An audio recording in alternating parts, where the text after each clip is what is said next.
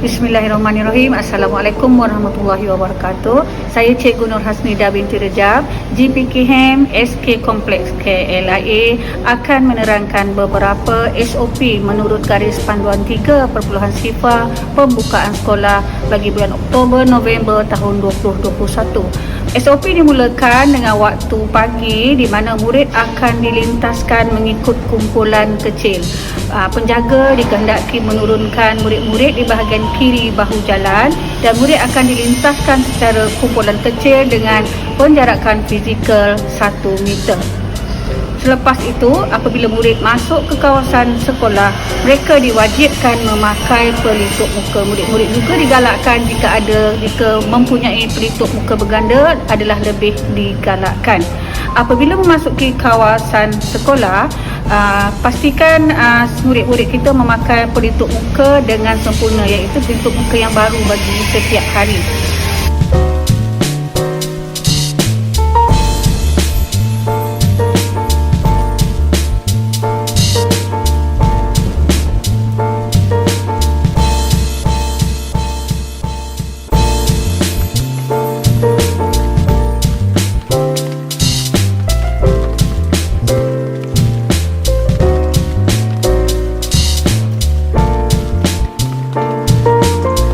Apabila memasuki sahaja kawasan tu, mereka akan diberi saringan kesihatan di kawasan yang disediakan, di mana apabila mereka berjalan itu mereka harus mengekalkan jarak 1 meter. Jika didapati suhu melebihi 37.5 disebabkan mereka berjalan tu, murid-murid akan disuruh berehat sebentar untuk memastikan suhu mungkin akan turun.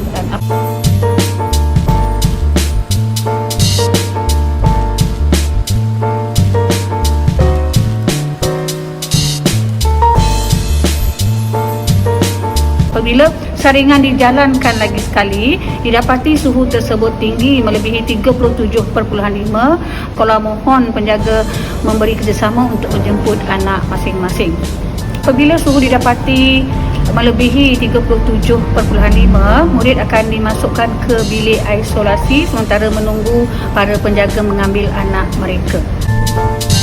SOP di dalam kelas pula, murid akan masuk ke dalam kelas mengikut barisan dengan mengekalkan penjarakan 1 meter. Sebelum masuk, murid akan disanitasi dengan cecair sanitasi tangan sebelum mengambil tempat duduk masing-masing.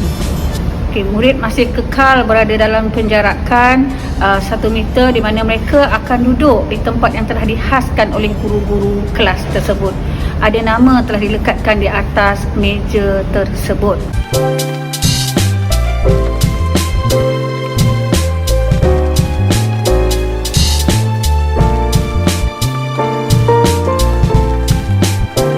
SOP sewaktu rehat, murid-murid akan makan di meja masing-masing. Mereka akan dibekalkan dengan makanan yang telah ditempah di kantin. Setiap murid akan mendapat makanan yang telah ditempah.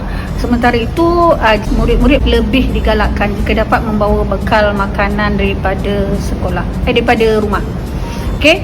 Kemudian sebelum mereka makan, mereka akan beratur mengikut penjarakan dan akan bergilir mencuci tangan di luar kelas masing-masing.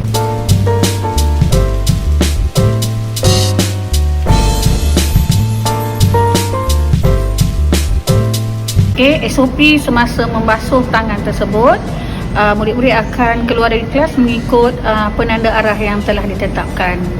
Keluar mengikut masuk mengikut pintu depan dan keluar mengikut pintu belakang.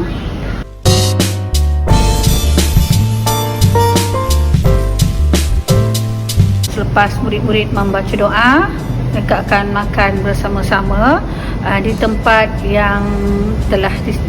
mereka sendiri. SOP semasa hendak ke tandas, murid mohon meminta kebenaran untuk keluar ke tandas, di mana di tandas kita telah sediakan pas keluar, ada 4 pas keluar, bermakna 4 orang murid saja yang boleh masuk ke tandas pada satu-satu masa, dan mereka perlu memakai pas ataupun tag yang telah disediakan dan disangkut di luar tandas. Okey, walaupun berada di luar kawasan tandas, murid tersebut masih perlu menjaga penjarakan fizikal masing-masing dengan jarak 1 meter, di mana tanda penjarakan telah diletakkan di sana, dan mereka perlu menunggu sehingga murid keluar, gantungkan tag di tempat yang disediakan, barulah murid yang seterusnya dibenarkan masuk.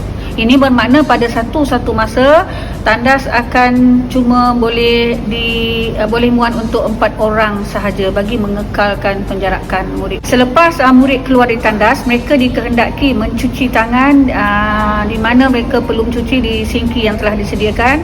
Pihak sekolah juga turut menyediakan cecair pencuci tangan supaya murid sentiasa berada di dalam keadaan yang bersih sebelum masuk ke kelas semula.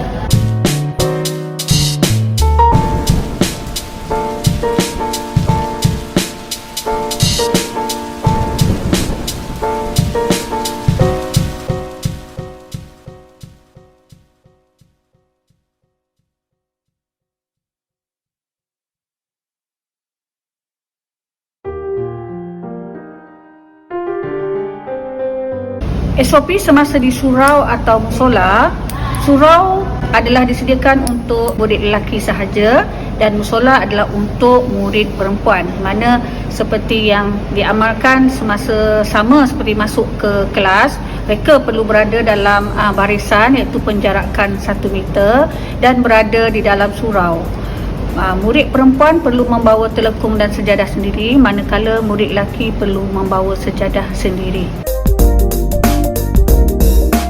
Tempat penjarakan telah ditandakan oleh cikgu-cikgu, jadi murid mesti bentang sejadah tu ikut tanda yang telah ditetapkan. Selepas bentang sejadah, barulah murid akan keluar untuk mengambil wuduk, dan murid akan berada dalam surau mengikut jadual waktu yang telah ditetapkan dan berada di dalam pemantauan ustaz dan ustazah.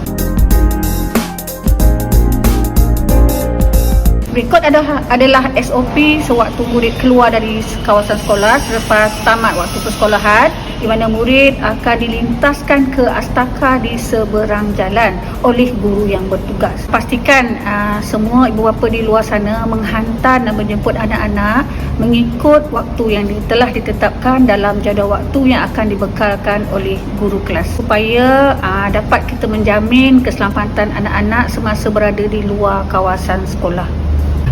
Itu saja yang dapat saya sampaikan pada hari ini. Semoga pembukaan sekolah kita pada kali ini akan berjalan lancar dan berterusan sehinggalah ke cuti sekolah yang seterusnya. Selamat kembali ke sekolah.